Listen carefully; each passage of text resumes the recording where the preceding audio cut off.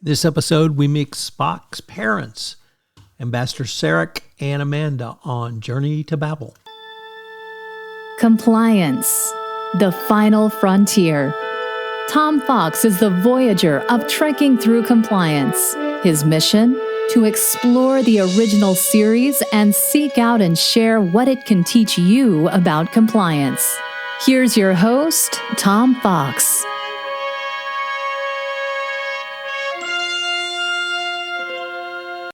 Trekking Through Compliance, Episode 39, Journey to Babel. In this episode of Trekking Through Compliance, we consider the episode Journey to Babel, which aired on November 20, 1967, and occurred on Stardate 3842.3. Story synopsis.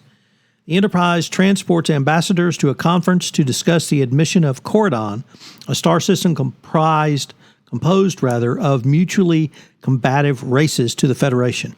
Corridon contains a nearly unlimited supply of dilithium crystals, but its small population and lack of strong government have allowed illegal mining operations by outsiders seeking to exploit its natural resources. Sarek is the 102-year-old ambassador from Vulcan who is accompanied by his wife Amanda to the conference.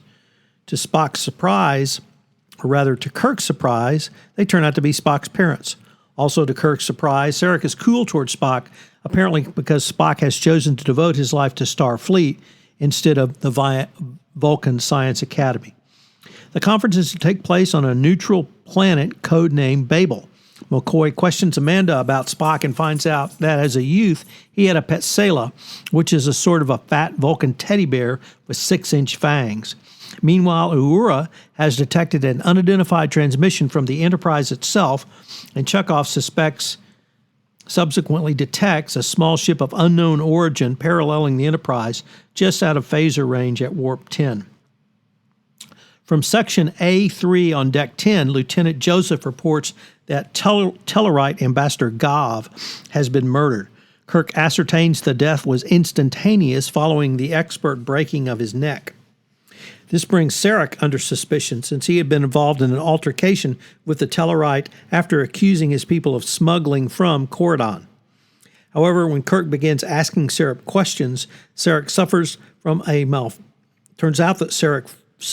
malfunction in one of his heart valves, a Vulcan equivalent of a heart attack, and could not have engaged in the attack on the Tellerite.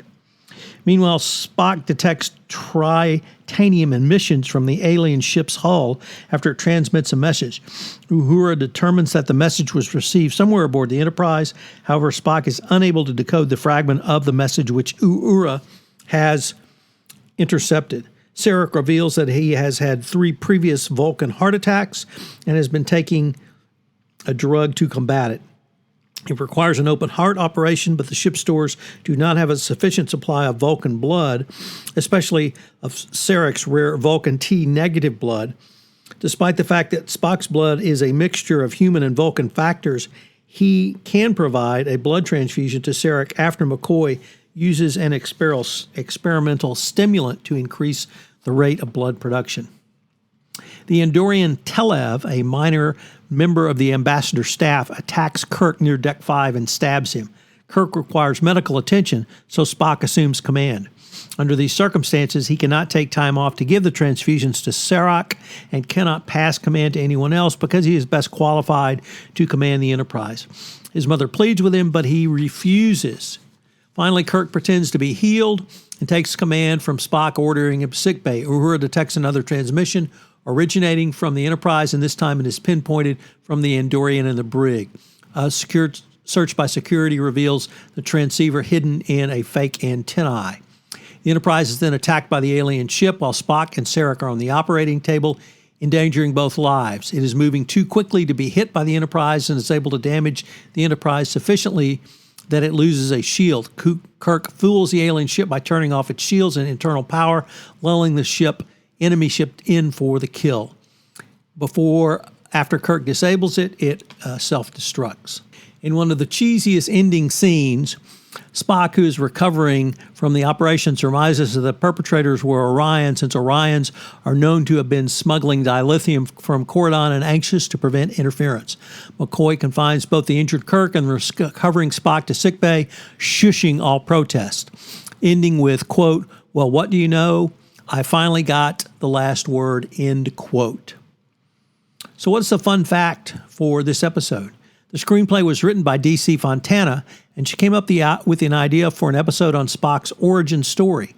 In Starlog issue 18, she was quoted, "I sat down and created two characters, emphasizing their triangular relationship, the rift between Sarek and Spock, with Amanda positioned in the middle. It was Fontana who named Spock's mother Amanda. She chose that name because it means worthy of being loved." I'd like you to think about the medical science from this episode, focusing specifically on the tricorder. Why is a tricorder such a significant piece of medical technology, even up until today? What are some of the diagnostic aspects of the tricorder? And what is augmented reality, and how is it being used in medical treatment today?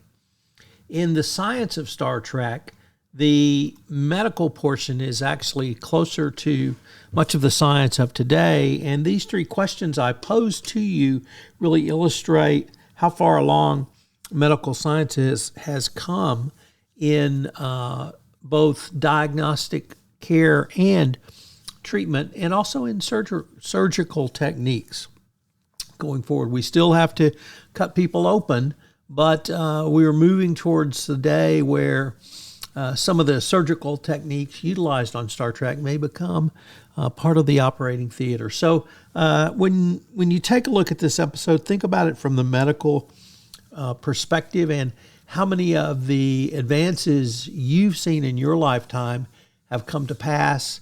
And we're really closer to Star Trek than we were in the 60s. So what are the three key takeaways from this episode? Well, one of the things this episode really screamed to me was the need for compliance to work very closely with human relations. HR is a key ally of the compliance function. HR can reinforce and indeed operationalize the message of compliance at all points during the life cycle of the employment relation, beginning with literally when a resume or other application for employment is inputted. So HR is a key ally of the compliance function. 2, dynamic tensions between employees must be resolved. You simply cannot have a situation that we had in this case where there was such a vociferous argument that the blows were almost came to between the Tellerite ambassador and Sarek, and then, of course, later the murder of the Tellerite ambassador, which was wrongly pinned on Sarek. So you need to watch for these types of tensions in the employment relationship, and if they go too far, you need to intervene, certainly from the HR perspective, but frankly, you may need to do so from the compliance perspective as well. And finally, number 3, be careful in freewheeling banter. As part of the cheesy ending, Spock asks Sarek if his mother has always been this emotional. Sarek says, yes, indeed she has been, to which Spock asks why he married her. His response, it seemed like the logical thing to do going forward. Join us tomorrow where we take up the episode, Friday's Child. If you enjoyed this episode of Trekking Through Compliance, you can help it grow by sharing it with the biggest Trek fan you know.